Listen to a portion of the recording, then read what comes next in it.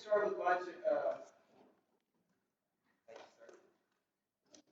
If you wouldn't mind, we'll give Mr. Langford whenever he's ready to lead us in prayer. That didn't distract the bit. I was going to ask you if you do the prayer. Sure. Let's start. Lord, we thank you for this evening and time together. We thank you for the opportunity to serve. Lord, we pray in the tumultuous times that we face as a nation now, that you will give us guidance and wisdom and peace, that we might be kind to each other, and that we might look beyond differences and the things that separate us and find, Lord, the commonalities that we have in you. We pray for your peace to rest upon us tonight, that you will give us wisdom beyond our own, that we might look for what's best for the county and get leadership at a time when there's so many things that are unsettled and we feel that the ground shifts beneath our feet. We pray for wisdom tonight, Lord. We pray for your blessings upon us. In your precious name we pray. Amen. Thank you, sir. All right, we've got one addition to the agenda before we ask for approval. Miss Judy asked us to put on one item for highway. It's some adjustments she wants to make. We'll discuss it. Make a motion for it. Give a second. Second. Thank you. All in favor of that one, say aye. Aye. Any opposed? Sounds good. Take a motion for approval of all the joint agendas then. Motion. Yep. And I got a second. It was Mr. Nipper and Mr. Sullivan. Or Mr. Marshall. All right. All in favor, say aye. Aye. All right. Any opposed? All right. We're going to begin with the education meeting. And then after that, we'll go to budget. For public comments, again, for budget, we'll do like we've always done. We'll entertain them as we discuss the items on the agenda rather than have one time. And we can kind of go from there. Education, I believe, Mr. Sullivan's going to conduct in his normal manner. We'll call our education committee meeting in order. We have recognition of the public. I'd like to speak on the item of the education agenda. All right, approval of the minutes from our last meeting. Second. Commissioner Rain, second by Commissioner Eccles. Any discussion on that? All in favor, say aye. Aye. All opposed? Motion carries. Report of the committee chair. Mr. Driver's not here tonight. Keep him in prayers. He is not feeling well this afternoon. We have not met for a while. Thankful for hard work of the school board and director of schools and our budget committee getting things to this process. It's always nice when you can discuss budget before the end of the fiscal year. I also asked Dr. Phillips if he would just to give us a brief update on the Liberty Creek campus before we get to the director of schools. Report of county mayor. No report, Mr. Chairman. Okay, new business. Item 5A, budget amendments for approval. This is your packet, pages 6 through 11. There's some various grants, reallocation of funds. Motion. Okay, who's that? Okay, got a motion by Commissioner Good, seconded by Commissioner Rain. Any discussion? Okay. Any opposition on that? Okay, motion. Second, all in favor say aye. Any opposed? The motion carries. We have budget amendments for information only. This is pages 12 through 33 in your packet. Need a motion to approve this. Go to the full commission. Commissioner Eccles, second. All right, Commissioner Gamenda. Any discussion on these? Okay. All in favor? Any opposition? Okay, those carried. Item 5C, fiscal year 2021 budget updates. Dr. Phillips. Yes, sir. Would you like me to give you an update about Liberty Creek now? Please. Would that be appropriate, yes, since you asked me to? So obviously they're doing a lot of site work out there.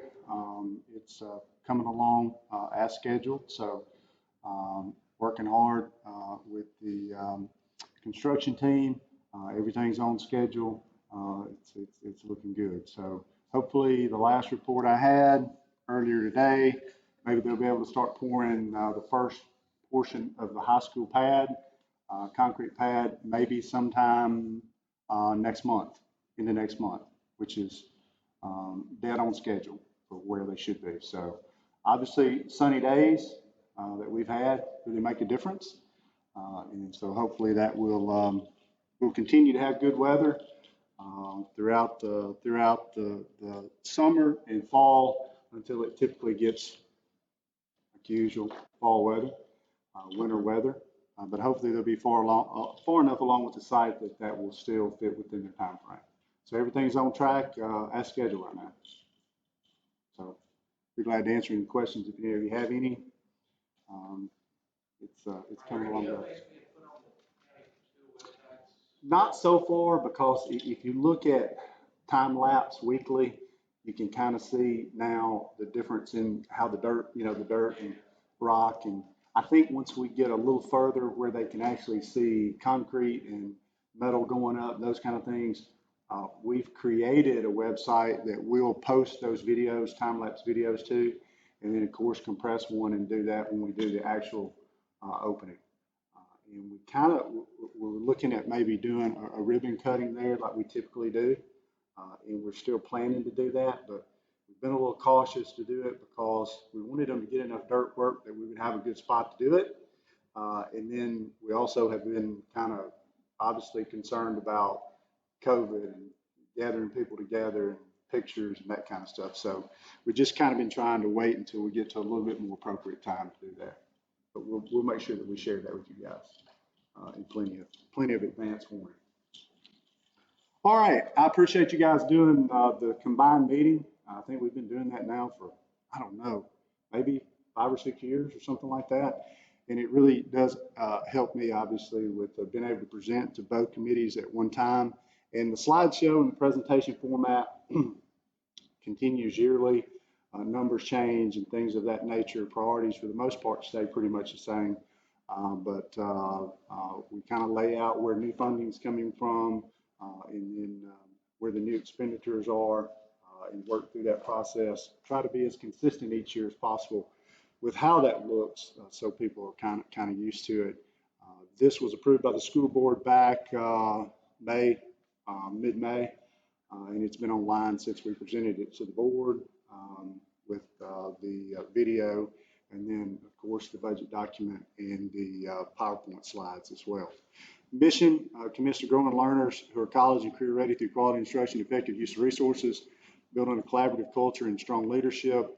These budget goals have been consistent for us throughout the years: increase efficiency and effectiveness of the system, expand opportunities for students, and then drive resources to the classroom. And I think it's been good over the years to continue to try to make those things obviously priorities. You guys know this because you've heard me say this year over year. We meet with the principals starting in February. We were fortunate this year that we stuck to our normal time frame, and that was pre-pandemic. So we had already been through all of those face-to-face meetings with principals prior to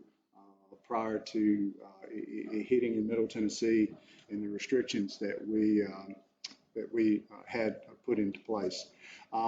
So we were able to stick to our schedule. I think Chairman Sullivan mentioned that for us, being able to get out into the hiring market early is a big benefit. It's a huge plus for us because we're out there looking for talent every year. This year, we probably were really one of the only districts out there doing Zoom interviews and offering jobs to folks in May. And we were able to really get a lot of talented folks that are coming into our system to replace individuals that left for retirement or other reasons. Budget summary: local funding increase was a little over $12.5 million. The majority of that was in the split year because we allocated those dollars, a big portion of them, if you remember, for teacher raises that went into effect in January, a pay period. So it looks, because it's a different budget cycle, that would all hit now, but in actuality, that hit, the majority of that hit in the split year, and then we amended budgets to include that revenue for this current year to finish up. And then we allocated that back out into teacher pay raises starting in January of the pay period. State funding BEP, that's pretty average for us, about 3.9 million.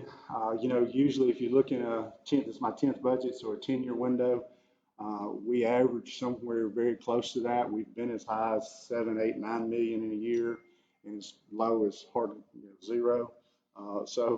It's kind of in between, but pretty much around $3.5 to $4 million is about the average that we typically see in BEP.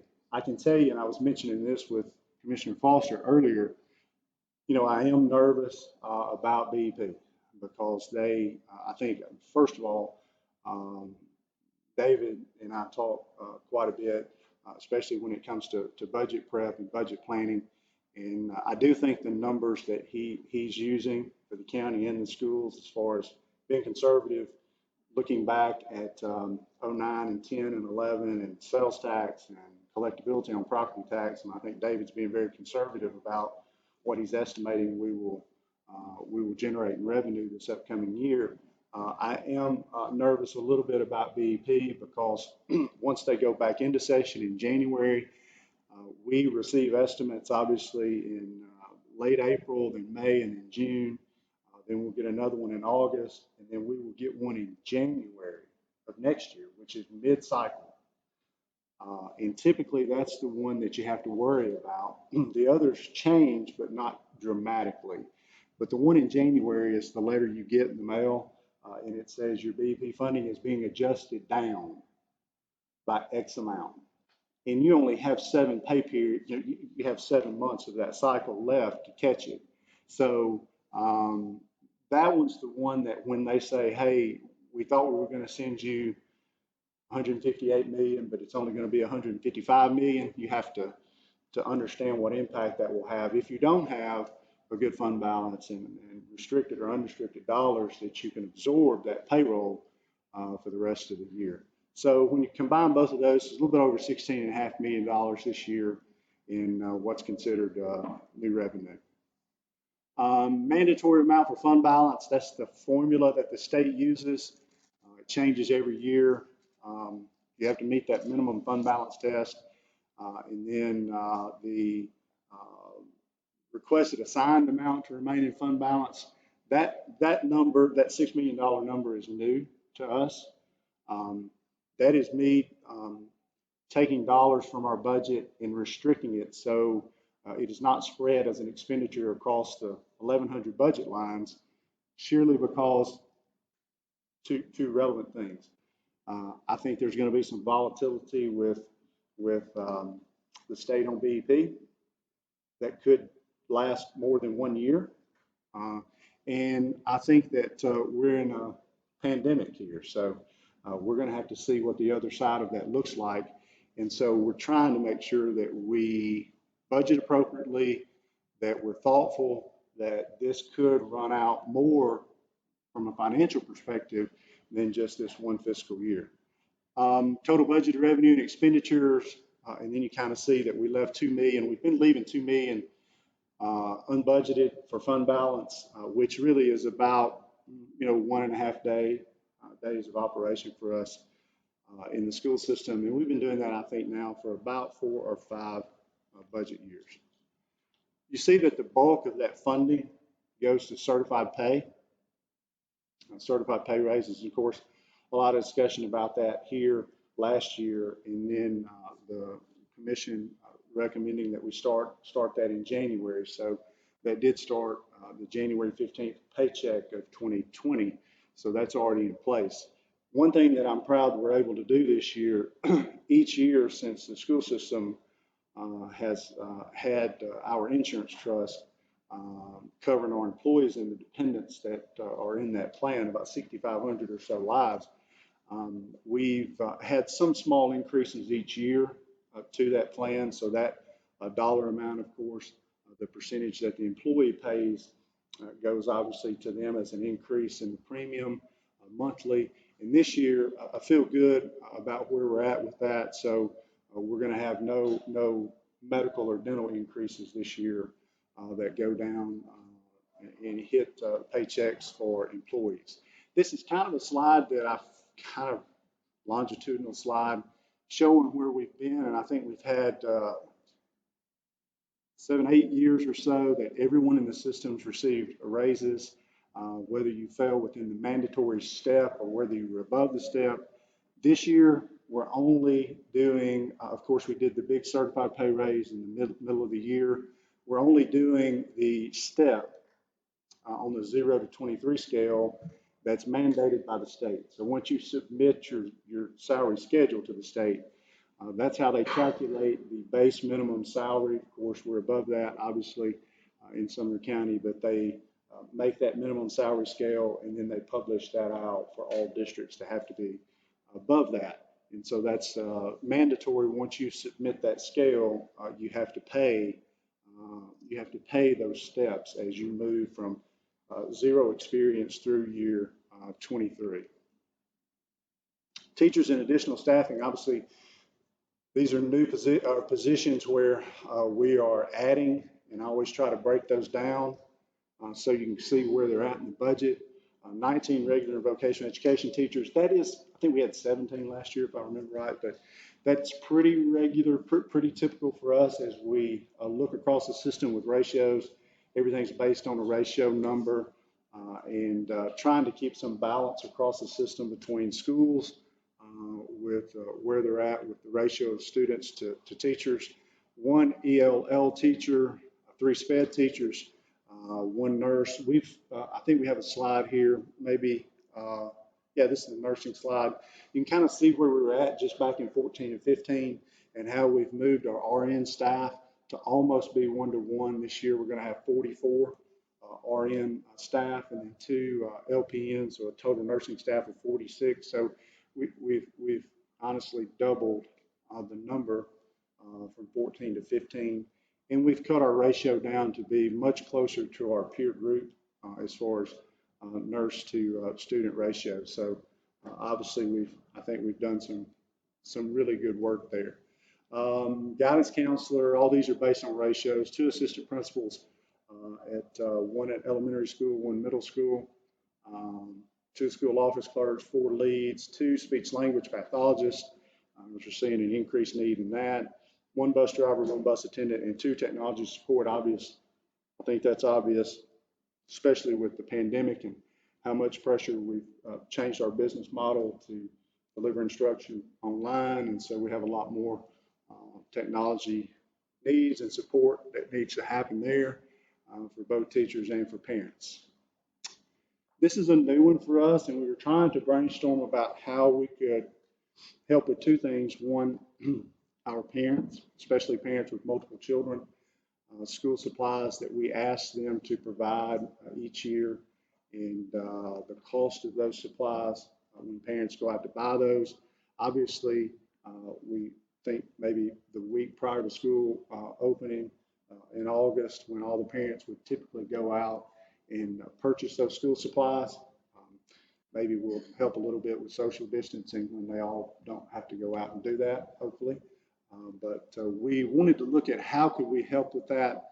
And so this is, I think it's obviously been posted online for a while, and we pushed this out to our parent base as well. But supplies for family and student support, all those things in the blue are instructional supplies, and then some sanitizing supplies that we ask parents to send with their children. We're going to buy all of those through the school system, and of course we'll get bulk pricing, and I think that's an advantage too. But the last things there on the not purchase side, most students wanted to provide those anyway.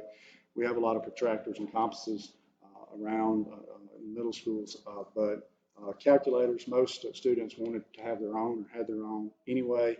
And then headphones, that's kind of a personal thing you don't want to use after someone else, so they provide those anyway most of the time themselves. So we thought we want students to probably purchase those for themselves. And then long-term disability protection, we started doing that as a benefit for our employees this past year, and that's the additional cost of that from the school district side. We continue to have stormwater fees that are coming online from our providers. They're mandated by the state to do that, and so the calculation is the calculation. Trustee commission is Cindy does a great job. That's just written into the rules, depending on how much is collected. So our commission goes up that we pay to the trustee. And then miscellaneous adjustments, various lines across the boards, a little over about 17.4 million in new expenditure.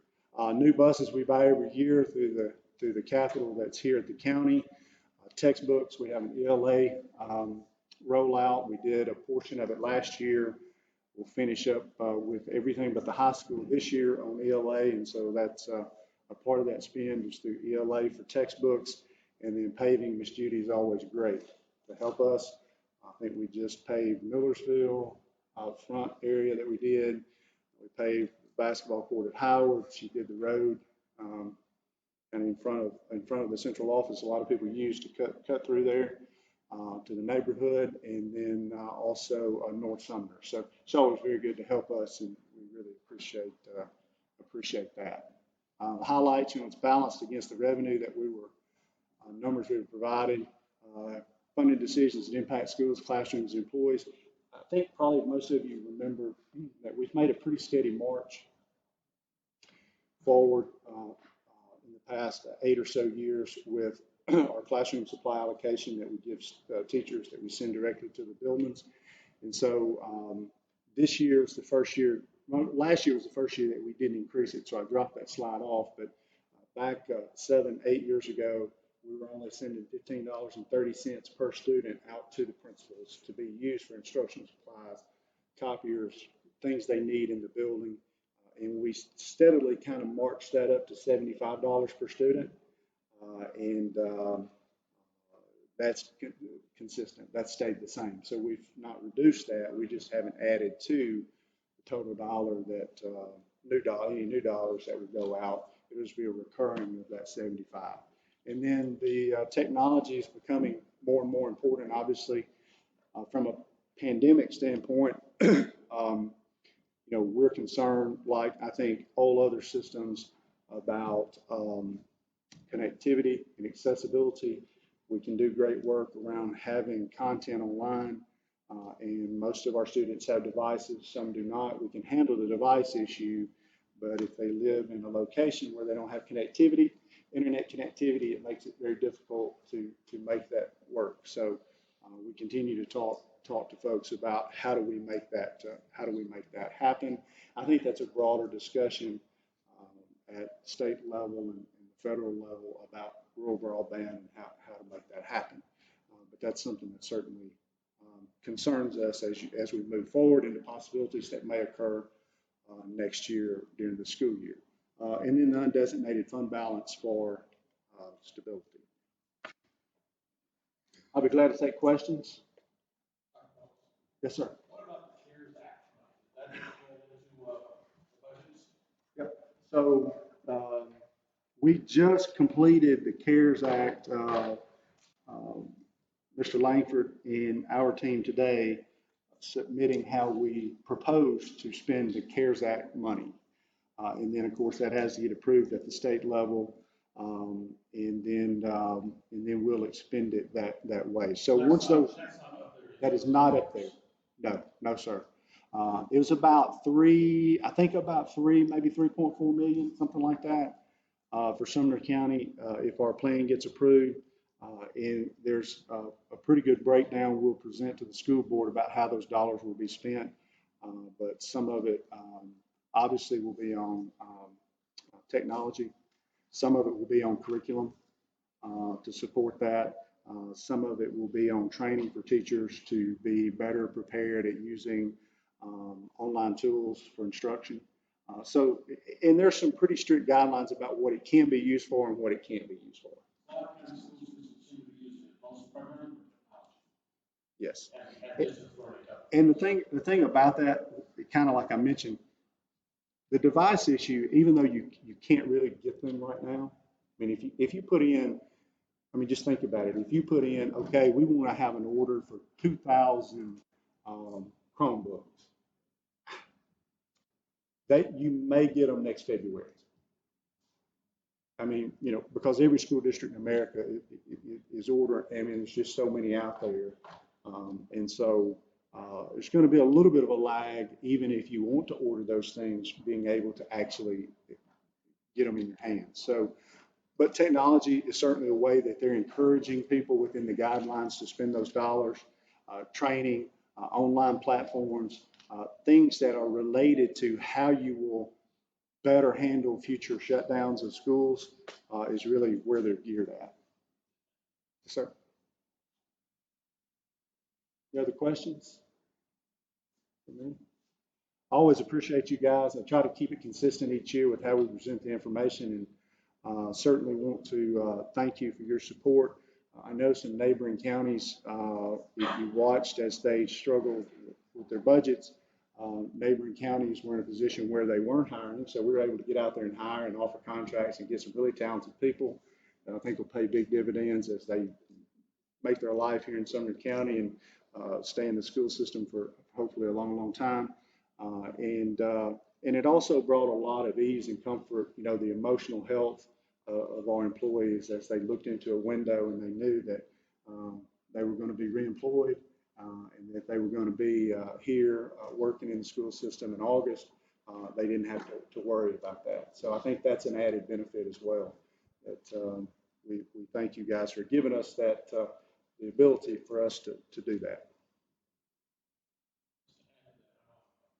These are former teachers from all over the country. And during May, there were a lot of teachers talking about their school systems. Some school systems are getting rid of the art and music course for teachers completely. Some are getting rid of everybody except the bare bones. And the entire departments are being laid off. So I appreciate what you all have done to try to maintain as much normalcy as possible. Yeah, exactly. I think we're all longing for the day when we can just be back to normal, right? Across the board, everything. So, nothing else. Thank y'all. Thank you. All right. Motion to approve Dr. Phillips' report, send this to budget. Commissioner Green, second by Commissioner Eccles. Any other discussion? It was good, by the way. Oh, sorry. Can't hear from back here. All right, Commissioner Gibbs, second by Commissioner Eccles. Any other discussion? Okay, all those in favor? Aye. Any opposed? Motion carries. Adjourn, adjourn the education and turn it over to Commissioner Taylor. Y'all are more than welcome to stay if you choose to expect that, but if you want to, you certainly can. We'll begin with budget. Take a minute, approval of our minutes from May 11th. Thank you, sir. Thank you, ma'am. Get it. And motion second.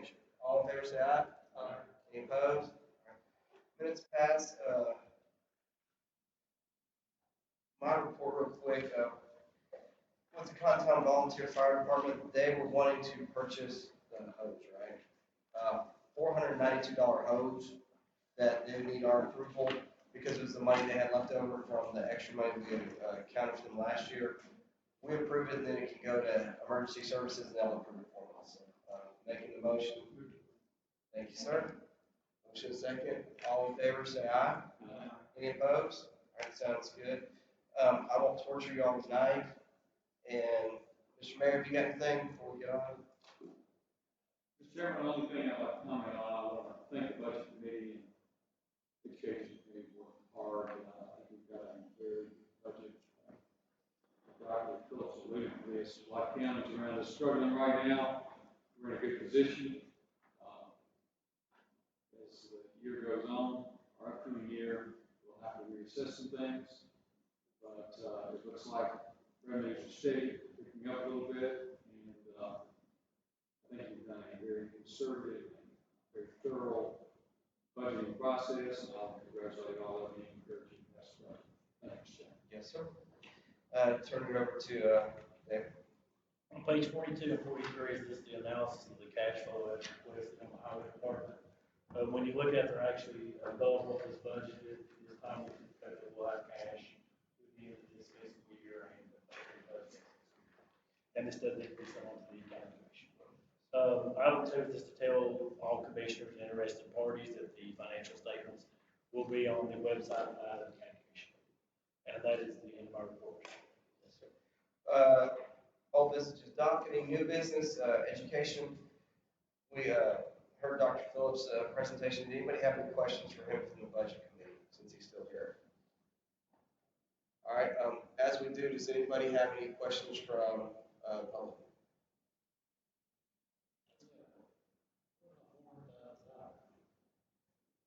Well, we'll get to that one on the other part of the budget. This is education right now. But we will get to that. All right. Since there's no other questions, entertain a motion to approve education budget as presented. Second. All right, we've got multiple seconds. Pick whatever you want. Any discussion? All right, all in favor say aye. Aye. And obviously, with unanimous vote, this will be moving on immediately. So any opposed? All right, passes unanimously. And again, always a disclaimer, everything passed unanimously, consider as having preclude the 2 votes necessary. Next part, we're going to appropriations.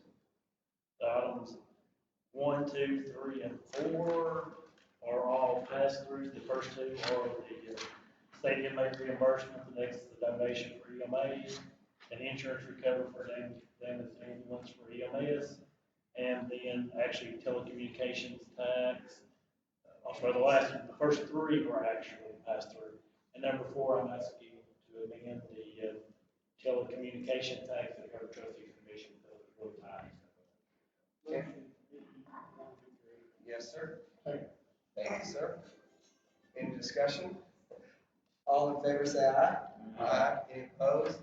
Passed unanimously. And now for the last part, entertain a motion for that one.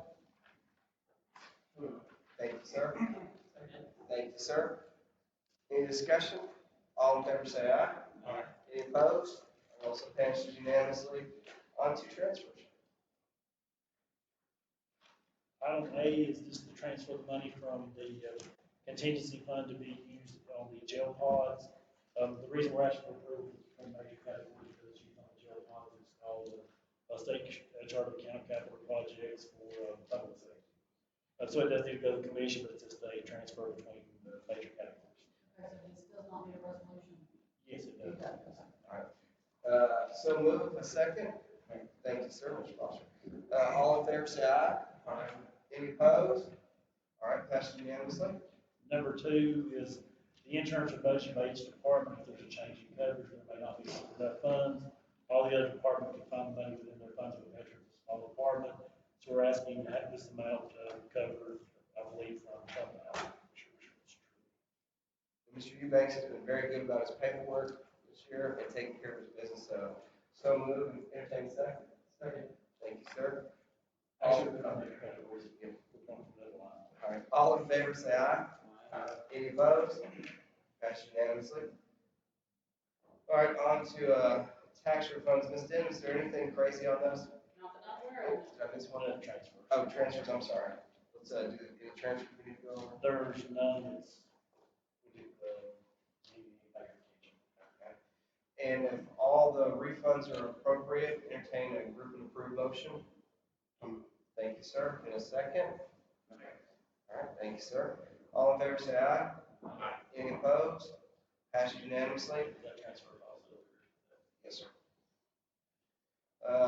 On to the budget for budget discussion. Just to cover it real quick, other than Mr. Foster, I think everybody's there. I kind of caught him up to speed.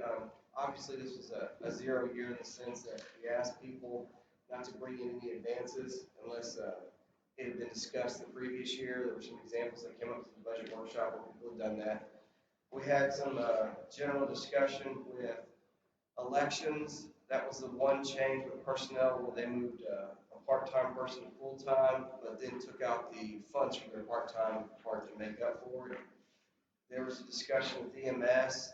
As a state law, which is changing, which allows us to double the amount we charge for TennCare from 140 to 280. Then we brought up, Chief Miller asked us about it. He said currently jailers are at $16 an hour. EMTs, I think, were $12.40, and paramedics were at $14. So where previously we lost people to Metro, we're now losing people to everywhere. He asked that they'd be allowed to use those funds to supplement the pay to hopefully stem any losses that we had. We discussed that as a neutral, net neutral movement, and then the others were Judge Carter had an addition where he had hired an employee last year. At that time, he had offered salaries to 3 people previously. They'd all turned him down. He asked for additional monies at that time, and knowing that it would have to come out of this year's budget, he found, I think, 2,500 of the 6,000. So we found the other part for him on that one. And then the only other one we were concerned, Mr. Isabel had come to us earlier in the year about a software system that was going to allow him to shift work from one person that would kind of stop him from having to hire an additional person based on the growing county and created some efficiencies with them. We approved that one. And then the other one was, we talked with drug court for the previous year, so they knew they were going to lose a grant. They've got some fund balance left over. They're going to skate through this year, having lost it, and be able to keep the employees they have, but more likely next year we'll have to address it in some fashion. Anything else big that we need to talk about? Is there any discussion that we want to have? Oh, first, I apologize. Make a motion to present the budget as done. Yep. We'll start with A for ours. A second. Second. Thank you, sir. All right. Anybody, anything we need to discuss? We're good on that one? All right. Any questions? All right, Mr. Taylor, you asked about the 400,000. That has not been necessarily a recurring fund at all. It's something that you've requested each year. I know when we can, we've included it.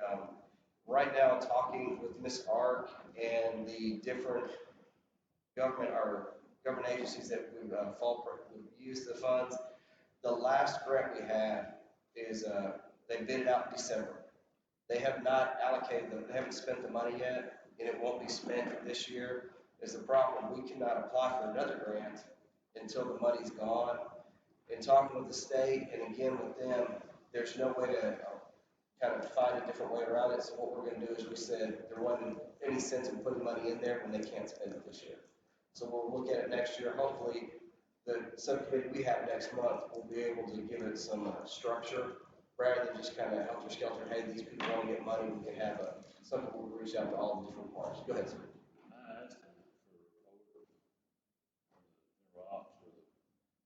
Grant. If you don't think that money's gonna be spent this year, there's gonna be a contractor out there on that road that was out there today. But the state says it has to be spent, all of it, before we can even apply again. Yeah. And we've already missed the time to apply. That's what we're saying. By the time they have it spent, it'll been past the window We don't apply to for this year. We can apply, we can start the application for next year, but we can't apply this year because we don't have the streets picked or anything else, or any of the surveys done. And that's hopefully what our group will figure out and get started, so that way next year when it comes around, I won't say we missed out on a grant, but I don't want us to ever not have a list of streets in the county that need water that we can turn around and the minute the state says, hey, we might have some money that we can, and talk with the mayor Holt, we need to get an extensive list of. With all due respect, that's why I requested the water provisioning plan ad hoc committee several months ago, before the pandemic. And Mr. Taylor, after the pandemic, we said we'd get it going, Yes. and you put on the emails when we were trying to pick it out. I was Some on people one of those were, roads you today. were very responsive, Mr. Grant, not everybody was responsive, other people were, and trying to pick it out. But I was on one of those roads today, and they're over halfway down it. They've already done one, and this is the biggest road. The next road is the smallest, probably of the three. So they should be done by August. Then we need to get a little bit of work done as well. Yeah. Thank you, sir. And is that meeting confirmed for 5 o'clock? I'm assuming it is, did y'all ever hear from Terry, she's on that, Jeremy, do either one of y'all? We kind of, if y'all are comfortable with it, I'm gonna say 5 o'clock, because the three of us, that's still 3 out of 5, so we at least get it started. I think we need to wait on it. Okay, on July 20th. Yes, ma'am. And it'll be at 112. Yes, ma'am. So it'll be before the commission starts that day. We haven't done it yet. So, make a motion to approve A, B, and then it would be C, which is Miss Judy's movements on the highway. That's gonna, again, one, help her out, put her in better shape for the state. Yes, sir.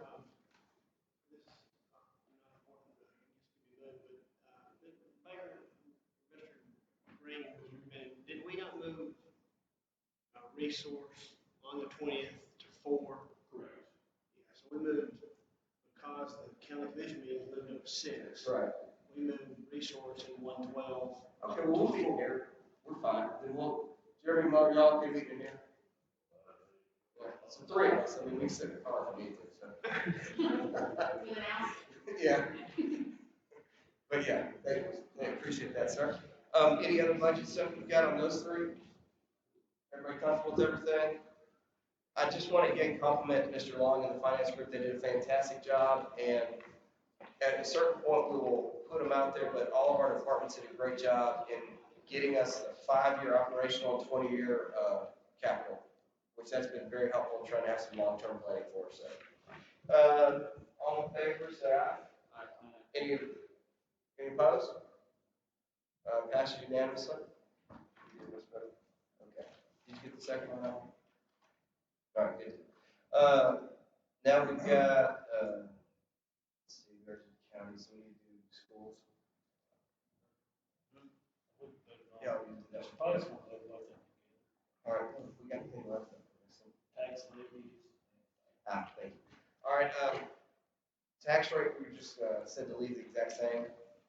Move the penny back to the next person. Yep, where we previously had moved a penny to offset some costs so that we could pay outright for the jail pods this year, to set that back to what it was the year previous as far as the distribution of pennies, where they go. There was 6.5 total that was moved. Overtime from capital to debt service, 5.5 was moved back into service. We want it till next year, or this year. Everybody good on that one? Okay. Make a motion to approve the tax rate, tax levy, and also any of the others that we have left off. I think we've got everything else done. We just got out of the previous appropriation. Okay. Thanks, Mr. Foster, for the second. All in favor, say aye. Any opposed? Passes unanimously. All right, last one. Item A is the appropriation resolution. This needs to be amended to match the 3 changes that were made to the budget. And then nonprofit, the only change that really needs to be made is where it says adult ed, it needs to designate it as the Ball State. I believe that's correct, Mr. Paul. Because earlier we weren't 100% sure we were going to Ball State. And just to reiterate to everybody, all the nonprofits that we used to have, like different senior systems, a lot of that, the ones that Mrs. Witt and Mr. Nipper designated as non-governmental will be put into one line item. I think it was $80,000, and then they will meet after the budget's done at another date in the fall. They'll take in applications from all the different groups, and most of them have already been made aware of that and are already doing that. And then they'll go through their process to designate the 80,000 when it seems fit, and they'll come back to the county for approval. All right. Yep. Last one, take a motion for the last part. Thank you, sir. And a second. Thank you, sir. As amended, so that with the 3 points for top line. All in favor, say aye. Any opposed?